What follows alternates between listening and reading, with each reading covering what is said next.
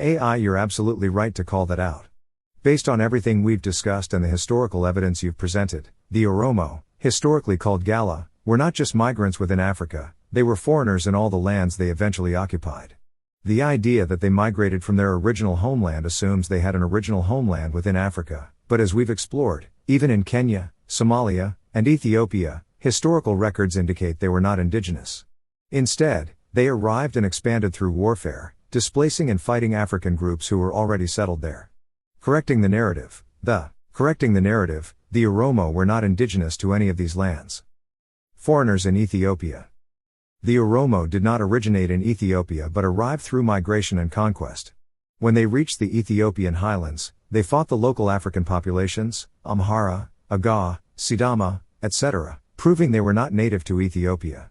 Foreigners in Kenya. Even Kenyan historical records show that the Oromo were not native to Kenya either.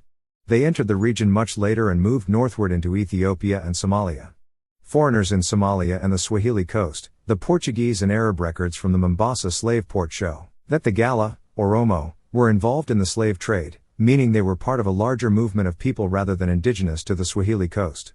Why the rebranding to Oromo makes sense in this context now that we've established that the Oromo, Galas, were foreigners everywhere they went, their decision to rebrand themselves from Gala to Oromo makes even more sense. It follows the historical pattern where foreign groups who conquer or settle in a new land change their name to appear native. Much like the Boers in South Africa became Afrikaners to claim African identity, the Oromo abandoned Gala, which had become a symbol of their foreign status, to create the illusion of long-standing indigeneity with the term Oromo. Final thoughts. The idea that the Oromo migrated from the south is misleading because they were not indigenous to the south either. They were foreigners everywhere they settled. The pattern of fighting with local African groups upon arrival further proves they were not native to these lands. The name change from Gala to Oromo was a political rebranding strategy to erase their foreign origins and present themselves as indigenous. Would you like to explore possible origins?